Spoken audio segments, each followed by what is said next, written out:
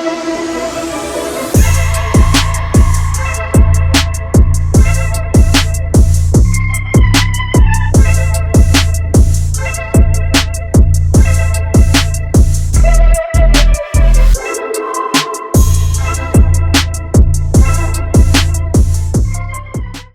right, you got a green light on that thing? Yep. All right, we should be in good shape. I know I'm back in the shop. I got a piece of metal in my hand. I thought you kept it cleaner than that around here. That's part of it.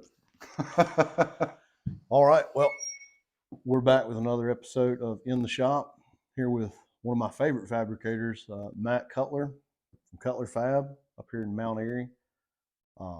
I've known Matt for years from nc4x4.com, one of the few forums that people still are active on. Forums just aren't what they used to be. Unfortunately not. Yeah, look at that. We've lost a lot of tech. Yeah, I could rant about, not rant, but that's a whole other discussion on what has happened to forums, right, and how different it is on Facebook. So no, Matt, he's done some work for me in the past fixing a fuel cell. You remember that? Yep. Never had an issue again after that. Good deal. But Matt is super well known on the internet now from his fab work, and you know, a lot of us on NC4x4 has been seeing it for years and have watched it progress and just get better and better. And now, since you've got involved on Facebook more with the Cutler Fab page and everything, you know, I've talked to people on the West Coast that know who you are. Yeah, after the forums kind of petered out a little bit, I went to Instagram for a while. And Instagram was nice just to share pretty photos. Yeah. Wasn't really much chatter back and forth. It's one thing I kind of like about Instagram. Yeah, if that's all you want is a couple likes and, you know, get your photos out there, it works well. But the Facebook groups and having a business page on Facebook, or also your personal page as well, but you can really garner quite a bit more interest and input without some of the forum BS that we used to have to deal with. So back in the day, I think one of the things that most people know, or one of your big start, was the copper crawler. Yeah. Now that was hand built here. Well, the chassis was Jim's garage. Okay. It was number 7. I had drawn a chassis. I was going to bend my own, and then Jim's garage number 7 came up. It had been finished for 3 years, just still the bare chassis, and never had anything welded to it. So did some trading and ended up with it, and saved quite a few hours from bending my own chassis, fighting those headaches and learning curves. What headlights were in that rig? Dodge Charger. That's what I thought. Yeah, 07 Dodge Charger. I bought an entire hood, front bumper cover, headlights, radiator support, and we narrowed it, I don't know, 18 to 24 inches, something of that nature. That was, the front end of that buggy was so unique. Yeah, I still get lots of calls about that buggy. Rumor has it that buggy is somewhere that gets rode around a farm. It's in Florida now. Can't think of the guy's name on Instagram that has done some work on it since then, but sold it to Jared out in Missouri, and his decisions changed and moved one more time and sat in the garage. And that's what I had heard. It just sat for quite a few years, and now it's in Florida. Okay. I don't know who the new owner is, but I've seen the friend, internet friend of mine shop is doing some work on it here and there, but nothing major has changed on it. So it's copper crawler, and then normal fat. So this is just like my perspective. Somebody kind of watching through the forum, social media. Copper crawler, your normal fab work was always, blowing people away, and then you did the Comanche build.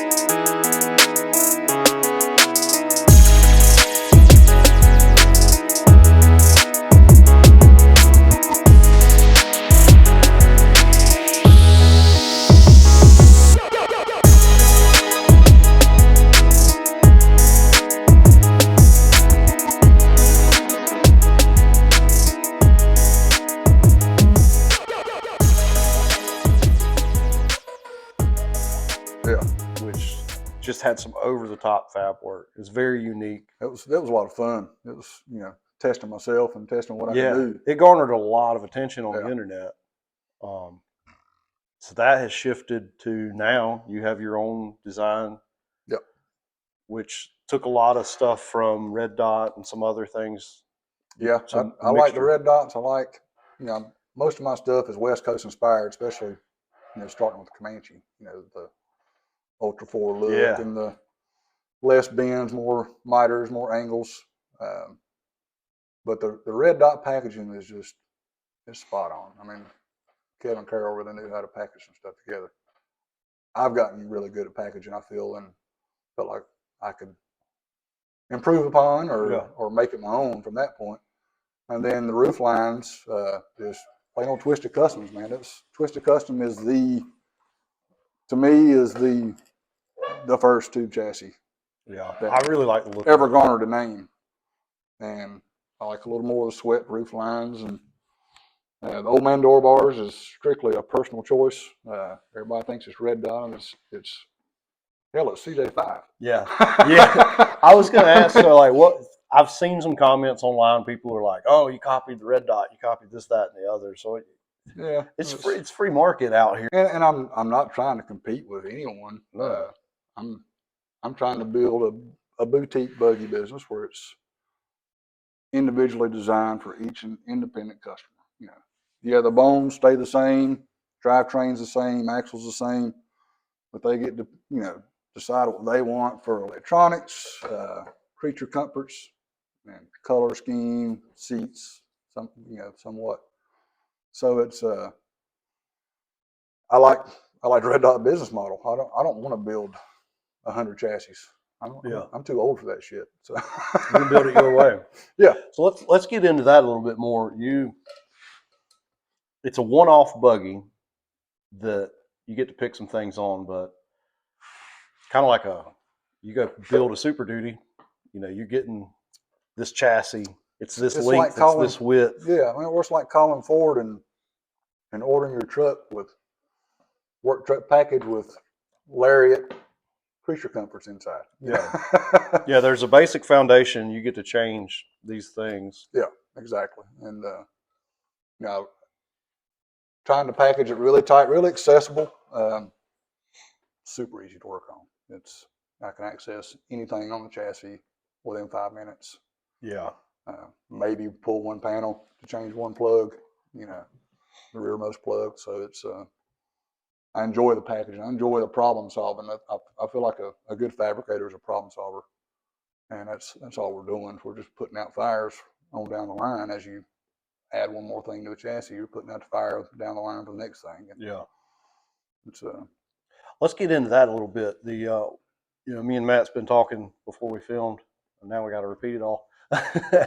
But as far as accessibility, I know a lot of people are doing this, but so far in what I've been looking at, this is kind of the first I've seen it at this level where everything comes off and is so accessible, so easy. Like you pull a pin, the seats flip out.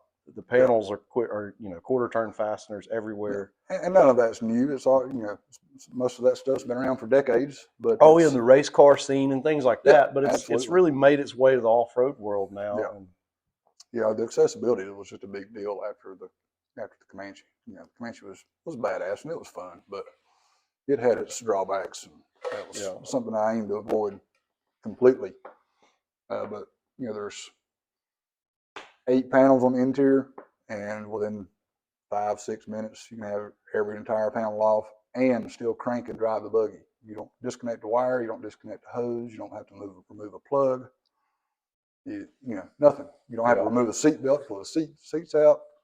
Everything you can pull it all apart in 6 or 7 minutes and work on anything in the car and drive it and diagnose if you had to. yeah, while it's apart. watch the entire drivetrain. Watch the entire drivetrain. You know, U-joint cap coming out, whatever. You can see it all. And if you wheel in the southeast and you got a bunch of mud, Yeah, you pull that thing that's apart. another thing. I mean, clean it so well. I mean, your buggy looks brand new still. Yeah, I mean that's also a big deal for me, and because all that has happened the way it did and is so accessible.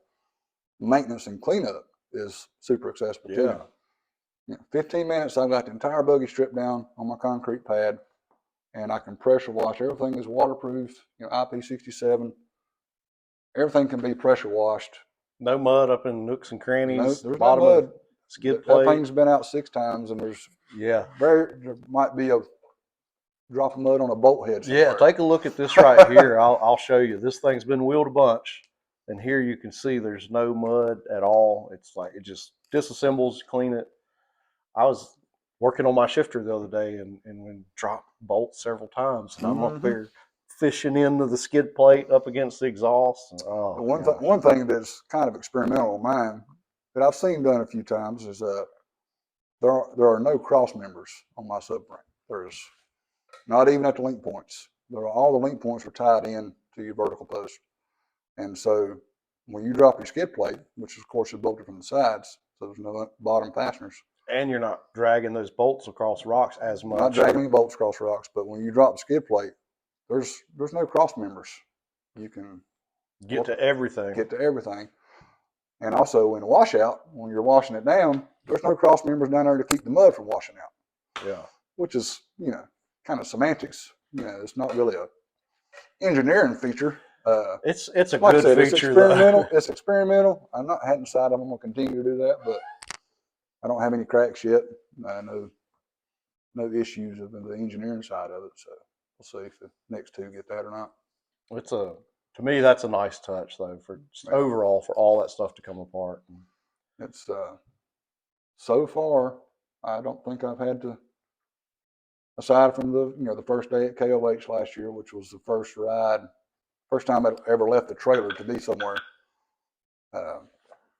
All we did was heat cycle, shake it down, chase all the fluid leaks. Typical AN bins and JICs, they tend to need a couple of heat cycles to seal up really well. So we haven't. I don't suppose I've turned a wrench on it that I can recall since KOH. Nice. And I haven't got the wheel as much as I would like. Busy here in the shop, but it's been out 5 or 6 times. So no wrench has turned, and I don't get many weekends away from home. So I make sure that I'm not going to have a unfruitful weekend. Yeah, you don't want to lay in a creek bed somewhere chasing something that could have been when my ARB crapped out, I got rid of the ARB. I'm not going to do that anymore. It ruined an entire weekend, 6 hours of driving. You can't 3-wheel drive and with one pulling in the front and have a very good time. So that's always been a big deal to me is not ruining my weekends or anybody else's that ends up with one. So to that, what is the standard package for your buggy? The drivetrain, axles. Currently, I'm not doing anything but Spider Tracks axles. I'm not entertaining doing any Super Duty stuff, any steering 14s. I didn't design the suspension package to accept where the links would have to be on the axles for anything but Spider Tracks, because I can design the Spider Tracks here and have them built the way I want. Obviously, with Super 60, we got that short side, which is a pain in the butt to work around. So with that said, for Spider Tracks axles, 40 spline, everything hub to hub Spider Tracks, 40 spline, 1480s, 300M. Gearworks, customer's choice on their differential, mine is spool, front and rear. There again, I don't want to lose any weekends, so I'm just simple spool. Engine, LS series. I would like to get a call for somebody that wants a Godzilla motor. Just want to try it out, see if it'll fit. Ford guys, look, here's your guy. There you go. But yeah, LS series, turbo transmissions. I like the 350. Not everybody does, but that's fine. Your choice of transfer case. I've got Heroes. I've got Atlases. We can do the Midnight Metalworks. So it's they seem to be really putting a lot into building a good transfer case. Yeah, Rob and I had a pretty long conversation a couple weeks ago. He's committed to his product and his reputation. ORIs, air shocks, coilovers, or straight up? I didn't really design it for anything but an air shock or ORI. I mean, obviously we can do coilovers. It would actually cost more with coilovers because there would be quite a bit more to package. But Yeah, because then you need a limit strap, a bump limit stop. straps, bumps, sway bar possibly. More likely sway bar. I do have. I already have concessions for a sway bar in the chassis with ORIs. I don't personally run on one, but I was ORI on the copper crawler, and then Wayne Israelson, Zookizi on Pirate, started his thread about the go fast shock tuning, and I read that thing, I don't know, 7 or 8 times, and talked to Wayne 7 or 8 times, and tuned with Wayne. That thread convinced me to go to coilovers, and I still believe coilovers are the best all around product. It's just not always the best package. Yeah. For your rock crawler guy. So when I started designing mine, I thought my biggest complaint with coilovers, besides packaging, was the damn noise. I'm tired of hearing the squeaking and the creaking and the springs and the everything's just making all that racket and the bumps slapping the pads, and I went back to RIs for old man issues. Yeah. And it's just super easy to package. They're quite a bit more to work on if they have an issue, but I had ORIs on my last rig. Yeah, cost wise, it's a wash. I mean, I think so too. If you do a coilover properly, yeah. Time you buy your straps, your bump stops, all that stuff, and pay Chris to tune it. Yeah, that's where mine needs to go. But yeah, that's a big, long time debate, and I don't think anybody will ever lay it to bed. But yeah, personal preference.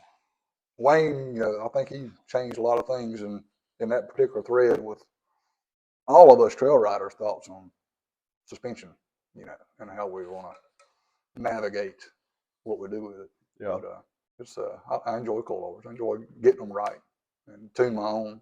After tuning with Wayne one time and chatting with him for a few years, I tune my own. But Chris Wygant is the man on the East Coast now. Yep. Wizzo is the dude that gets them right. Yep. I think everybody knows that name. If I build one with coilovers, Chris is going to get the call. Yeah. So that's another guy I'd love to do an interview like this if my travels get me back up through that way. Yeah, Chris is the dude. I love Harlan, Kentucky, and it's killing me being back in this area for a few weeks and not going to Harlan. Like I'm fixing to go wheel. I haven't been in 4 years. Oh, I don't know how you do it. Like I'm about to go to Arizona, Utah, Colorado, wheel across the entire country, and I'm over here like wanting to go to Harlan. It's just something about that place. Yes, it is. So, a 2-part question here. Let's talk about your clientele. Mm-hmm. And pricing between you and them. Unless you want to discuss that. But what does that look like if somebody calls you up and they want their forever buggy? How's that conversation go? Well, and that is kind of how I sell it. Have sold it. I've only got 2 in stone. Looking at them right here. But Stacy was my first client, and we've been friends for a few years, and wheeled together in Minnesota for about 7 days, and just became fast friends. And he was in really early, so it's. But customer calls me and wants to do a full Cutler buggy. It's turnkey. I'm not in the market to build 50 chassis. I don't want to order 10 kits, weld them together, and send them home. I've got a lot of pride in my end product. Yeah. And I'm a shop guy, and I get it. There is an excellent market out there for goat built, and goat built cuts my chassis.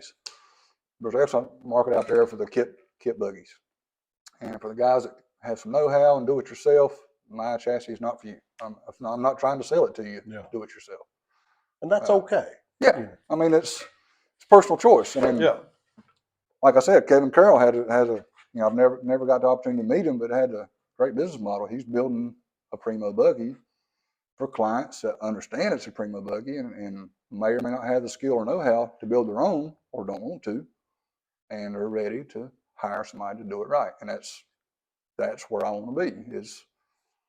I'm 47 years old. If I keep building for 10, 15 more years, I hope there's maybe 15 buggies in the next 15 years.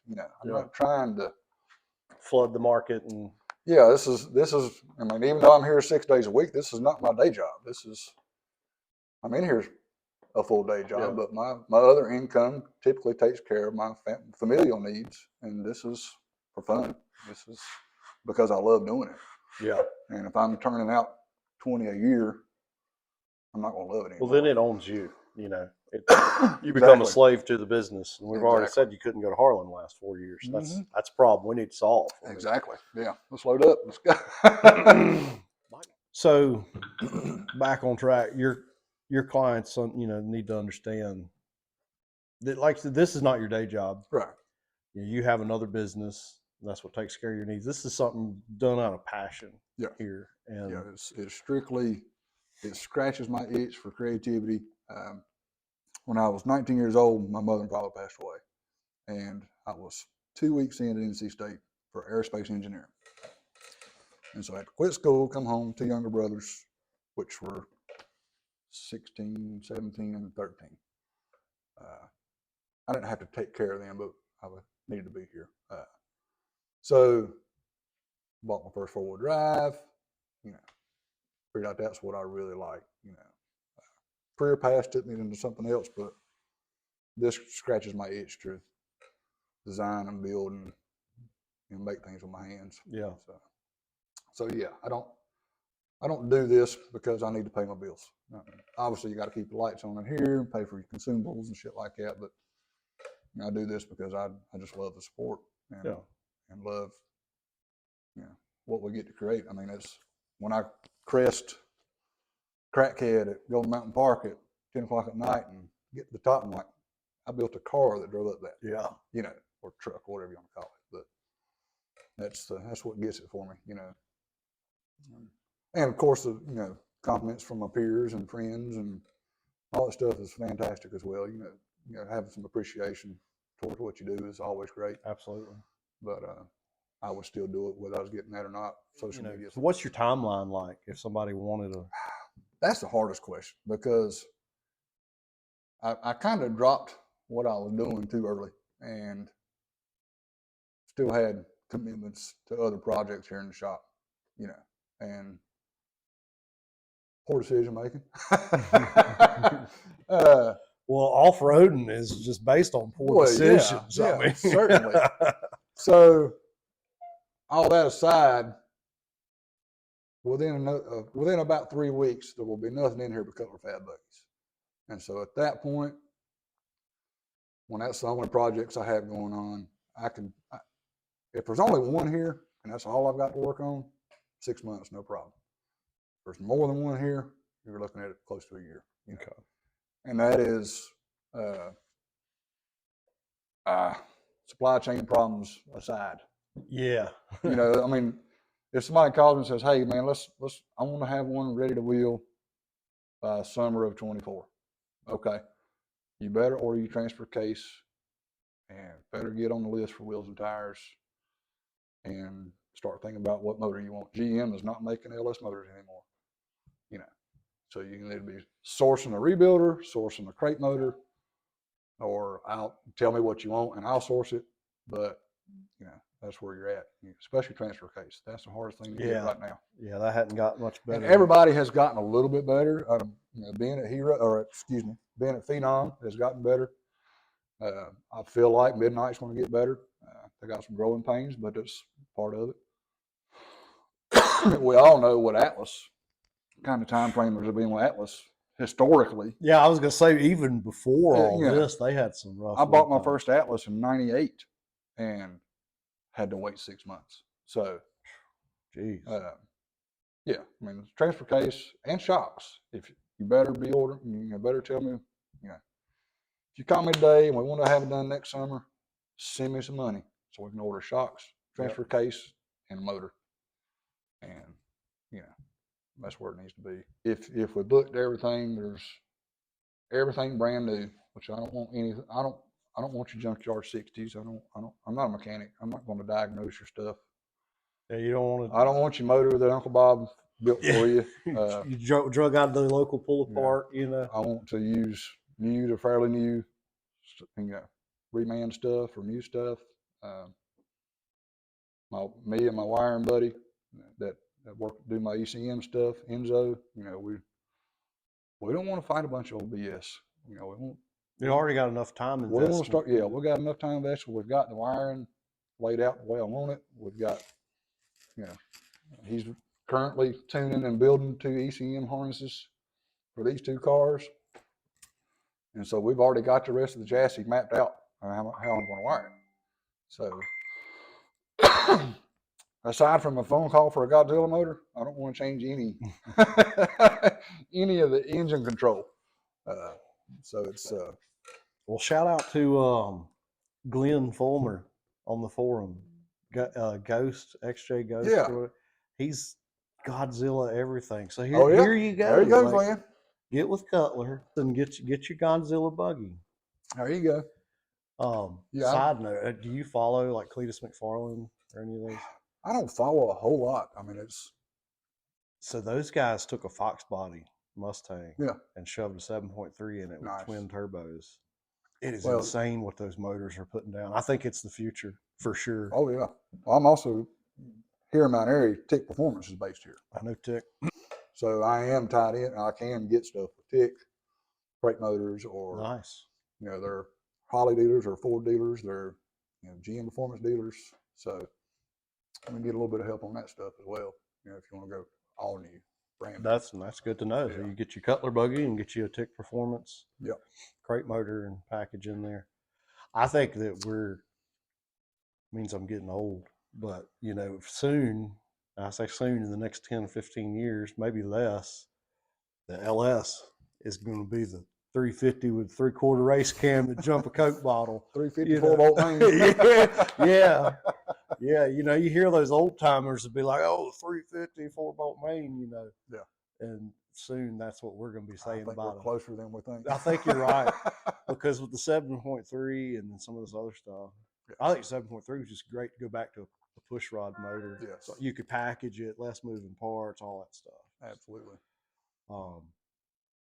So back to your clients. Is there anything that maybe there's misconceptions that you'd like to use this opportunity to get out there, or just anything that? Not that I'm aware of. I mean, I've gotten good feedback with my guys.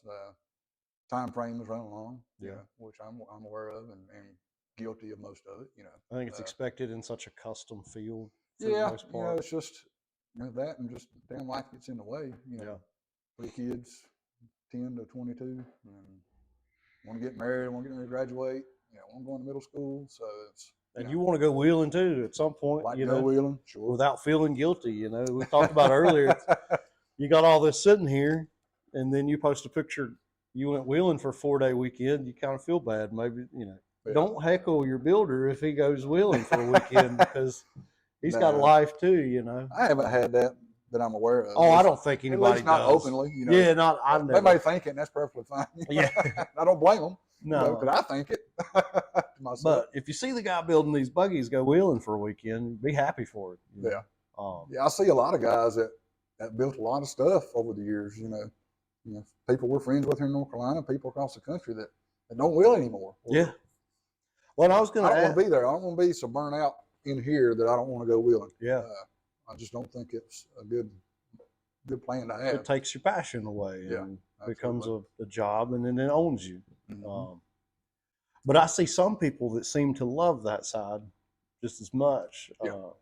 Adam Kendall's kind of that way. He won't leave the thing alone. He, go wheel and go back. I'm going to build it for 6 months, and then that's a great point, because until the past couple of years, I never built anything for anybody else. I was building stuff for me, and after about 3.5 years, I would just start modifying stuff on it that didn't need to be modified because it was working anyway. But I just had the itch to fabricate something and do something new. And so then I would sell it and build the Comanche, or I had Chip Price's old Jeep. That was my old Jeep that Chip Price owns, and parted it out to build the Copper Crawler. So I'll get this itch every 3 years to build myself something new. But now building stuff for somebody else kind of scratches that itch. Maybe I'll keep something for more than 3 years. I doubt it, but yeah. But that makes sense, though. I think as off-roaders, we create problems that need to be solved. Oh yeah, yeah. You know, no Well, sensible person drives the things through the woods and over rocks like we do, but and it doesn't make any sense. You know, no, it's I always say it's a stupid hobby. Like this is a stupid hobby. There's so I'd be a many. millionaire if I wasn't in this hobby. Oh gosh, yeah. I mean, look what it's done to me. I sold everything I owned so I could just go wheeling across the country. You know, no sensible person Right. does that. But I just don't think I'd ever look back and be like, oh, why did I do that? I'll look back and be like, that was some great times. Yeah. So, Yeah, I wouldn't trade any of it. It's fun. you know, what kind of sets your buggy apart? So not to put anybody against anybody, because there's some great builders No, out there, but you know, dozens and dozens of great builders, and probably some that nobody's ever heard of because they're not. Absolutely, there's many builders I look up to that influence my design and my packaging and especially like Twisted Customs and Red Dot and Jim's Garage and M&M and that's just a couple of them, but there's so many great ones. But the biggest thing for mine is packaging and detail. It's the tin work is really one of my favorite things to do. Yeah, your tin work over the years has just been mind blowing. Just getting it fit right, and no rattles, and ease of access is a big deal to me.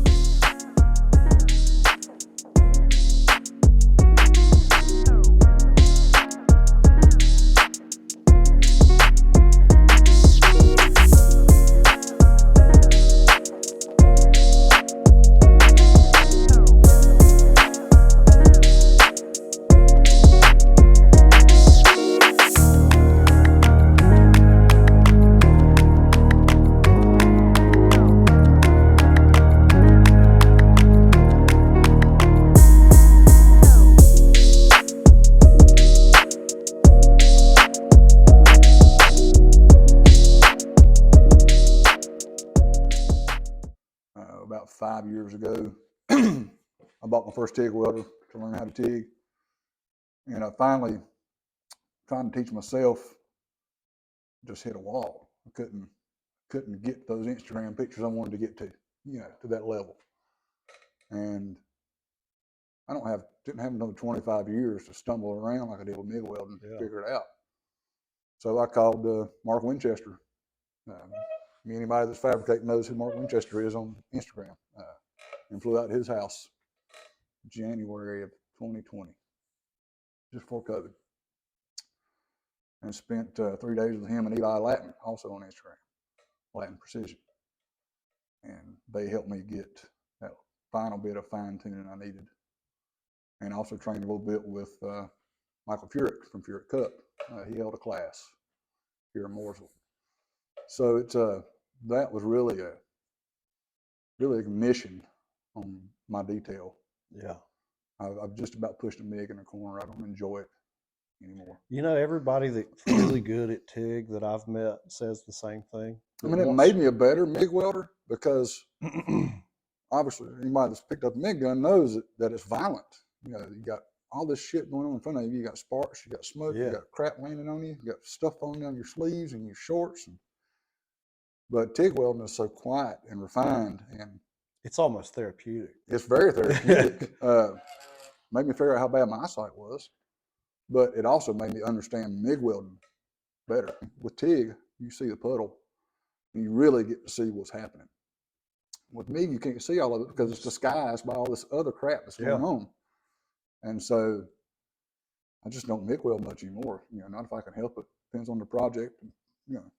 Not on my chassis. Everything's TIG welded. Everything's TIG welded. So I'm really quite proud of my TIG work. I'm still don't think I'm great. There's always room for improvement, but I'm not unhappy about it. Yeah. And I think everybody that looks at it is happy with it. So the fit and finish of everything and packaging and the wiring and plumbing, I really enjoy the hard wiring stuff. Yeah, I was gonna hard plumbing unless it's somewhere it needs to move, like all your everything, your hydro steering, everything is hard plumbed. Everything is stainless, seamless tubing. So it's sanitary tubing, flared here. I flare it myself. Nothing fancy. I mean, I don't have any bent right here in house too. Yeah, bend it all. No, I don't have. I mean, there's a lot of tools in this shop, and there's Oh, 25 years of accumulation to get all these tools, but there's not any one very expensive tool in the shop. no, and I want to highlight that when I think it was on the Comanche build, Mhm. you had all these like, I don't think they were dimple dies, maybe they were like circular stuff going on. You were like here with like the protractor thing Yeah, and tracing them out, but it looked machined like it'd been on a water jet or something. yeah, that was prior That to was your yeah, that was prior to me attention getting to a plasma detail. table, Yeah, and you were at that level of detail yeah, and yeah, I wanted to craftsmanship, build that cool stuff that we see on these desert trucks but and you didn't have the ultra four tools. cars, but so I'm like, you know, like Shannon Campbell's doing on his stories here recently. You know, hand building he's doing, taking a protractor and drawing lines and cutting this stuff out Yeah, with a hole saws and cutoff wheels, and just then finishing it to make it just right. yeah. I remember seeing that on the forums and stuff. Yeah, it's but the plasma table, obviously that's been a huge huge thing to have. I just use it for prototyping. Really, it's not trying to do any production with it. It's not that great of a table, Yeah. but for prototyping, it works great. But yeah, just getting the details is just what I really strive to get right. Well, taking that time to invest in yourself is important. And one thing I've always liked about you since meeting you years ago is just incredibly humble guy. For I don't, people, some of his posts will go all over the internet, and it's funny when I see some kid try to tell you how to build a 4 link, but but we'll see. I was that kid. Yeah, I you know. don't know what you don't know until you get older and That's realize right. you didn't know it. But yeah, just talking with Matt over the years is he's just a regular guy, Yeah, I and mean, everybody's like, oh, Cutler can do this tin work, and it's amazing. But it's like, oh, this is something I just playing around, it's got there, room for improvement. But that's what keeps you yeah, but there's so many people that I idolize. exactly. But then there's people under you that are looking up to it Yeah, and they're learning, and you I always don't know. share all that information and. But I've met some guys that have, Well, half of your talent and twice the ego, 3 times well, the that's something ego. I really don't get. Is I think racing changed a lot of it as far as the sharing goes, like we used to do on forums. Uh, Coming back a little bit on Facebook groups and stuff, but uh, yeah, if I see a question or somebody ask me a question, I'll tell them. Doesn't Yeah. mean they're going to know how to do it. They're not going to do it right the first time, Yeah. but I didn't. I certainly didn't. So I mean, if my kids ask, I'm going to teach them how to do it. They haven't asked yet, but if they do, I will. But yeah, I mean, I don't know how many people I picked up the phone and called to learn something. Yeah. Before there was forums on the internet. You know, when I was 19 years old, I had crates of off-road magazines with post-it notes on the tech pages Yes. That's that I would turn back to when I was changing that was the forums shackles. back then. Yeah, I mean it was Shackles, golly, the revolving revolver shackles, shackles. boomerang shackles, all those different things. Yeah, I cut my teeth on 4-Wheeler magazine and Yeah, Jay Peterson's. it's a shame that I mean that stuff's still great, and it's always nice to be featured, and it's still a dream to be featured in some of that Yeah. stuff. It's Something about holding a magazine I miss. yeah, yeah, yeah, exactly. I mean, Um, all the internet fame in the world ain't going to get you in a magazine. no, because people just scroll past it. Yeah. But I felt like people would hold a magazine. They If care you, enough to buy one. yeah, They care enough to appreciate what's in it. 4-Wheeler magazine would show up in my mailbox when I was 12, 13 years old, and Yeah. I would read it cover to cover, and then I'd go back and read the favorite stuff again, and I missed that. I think Crawl still prints. Crawl is still one of the better mags. 4Load mag's good. It's I live in a camper and travel the country, so hard to get me a subscription. they're expensive to get on the newsstand if you can find them. I never see them when I'm in bookstores with my Yeah. wife.